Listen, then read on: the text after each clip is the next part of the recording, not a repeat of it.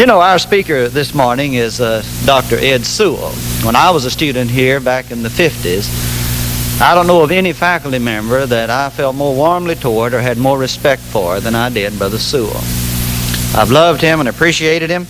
We used to ride together to preach, and I sat in a lot of his classes, and I think he's just the greatest in my book. And he's going to retire this year, and he's going to be your speaker right now.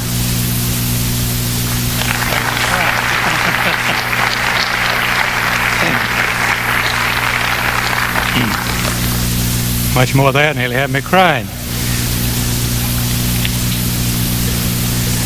This morning I want to try to accomplish two things.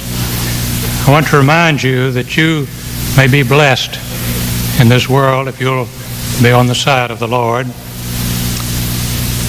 And also that as a part of helping you to see that, I hope to point out that my life has been so abundantly blessed because of Christ, not because of my worth. And also I want to try to let you know a little bit what I think of you. I can make a long list of talents I do not have and mistakes I've made and sins I've committed. But as I talk, I do not want to leave the impression that I left with my oldest son recently. I was trying to emphasize how much the Lord has done in comparison with my own worth and ability innately. And he asked why I was running myself down. I don't want to present a false humility. I've received more than my share of honors and recognition. But the point is that if I have accomplished anything worthwhile or of lasting value, it has been God. His great love has showered blessings upon me and blessed me so much more than I can express.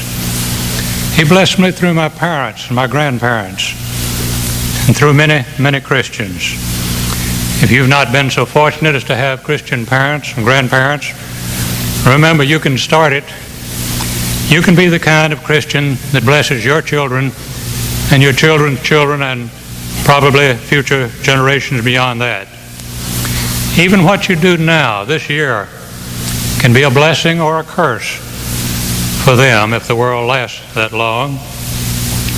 Some of you right now are leaders, and many others will be leaders later in life. Perhaps out there somewhere there's a president of a great corporation, maybe one day a president of Harding or some other university. But some of you probably either are or just think that you're average, maybe even below average. But as I say, I could give you a lot of talents I do not have, and of course many that I haven't used that I do have.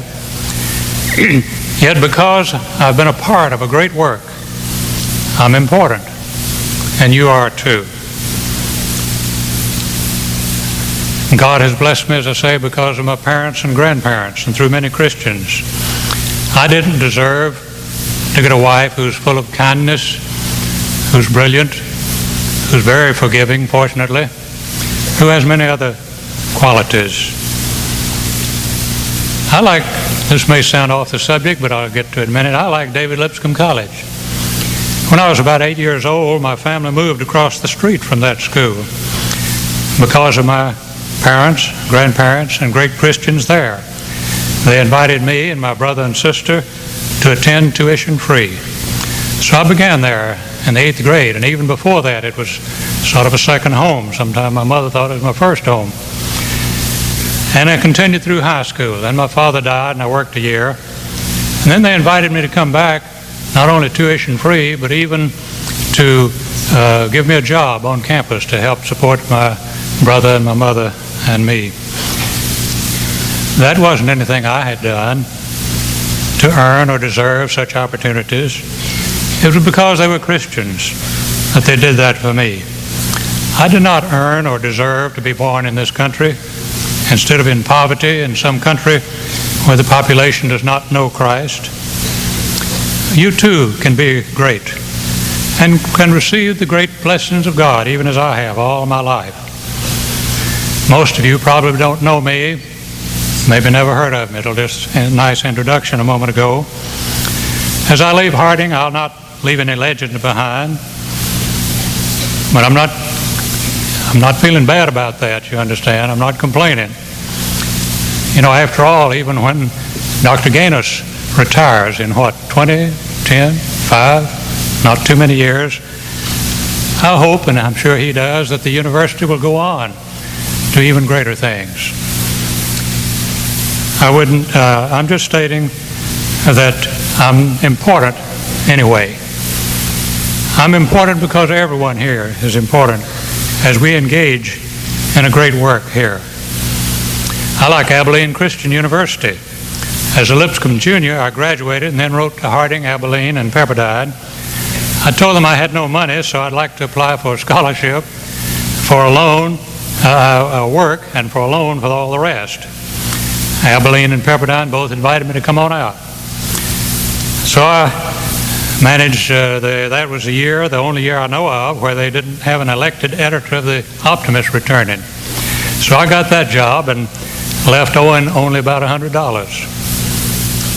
I like our junior colleges that send us so many wonderful students. I like all of our Christian colleges and secondary schools and elementary schools because they're doing a great work. And I feel a part, in a sense, of all of them. But I love Harding University.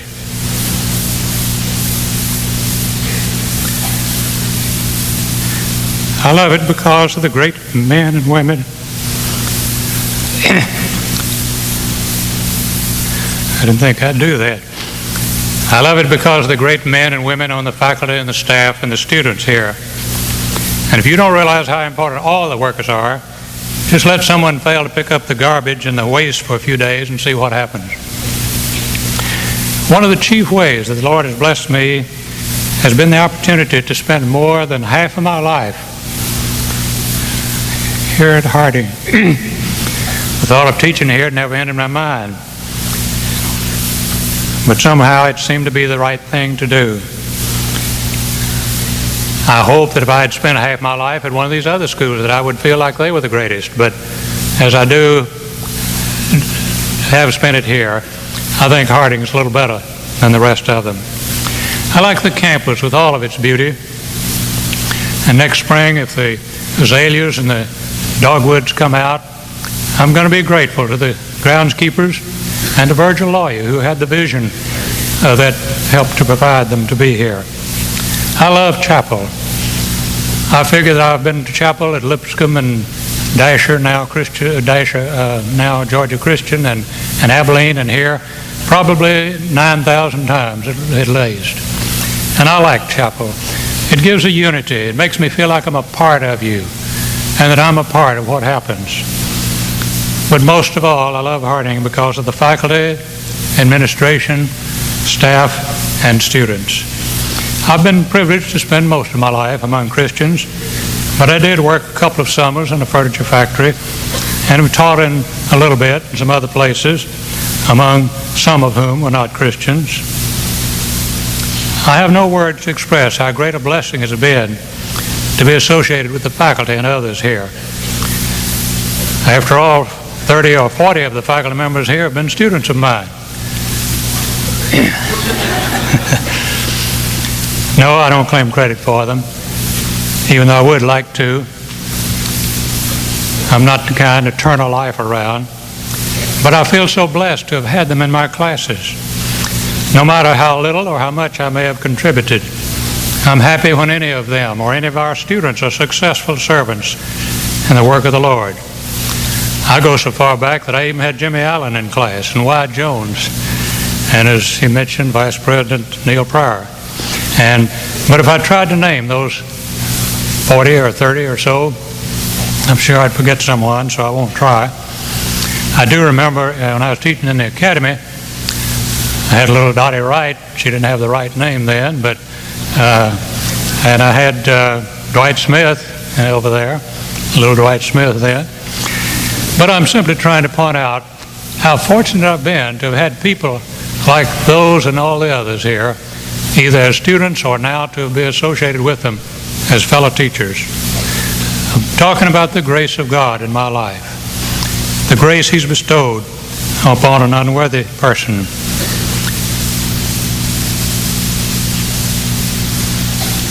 how wonderful it is to be associated with a body that's full of love, long-suffering, kindness, self-control, joy, and other fruits of the Spirit.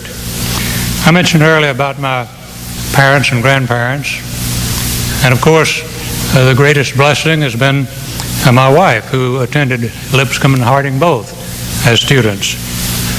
I didn't deserve to get someone with so much kindness and forgiveness, and maybe I did mention that, come to think of it, but I can't say it too much. But the faculty and staff and students here are so much full of the fruits of the Spirit that they're fun to be around, and also very outstanding teachers.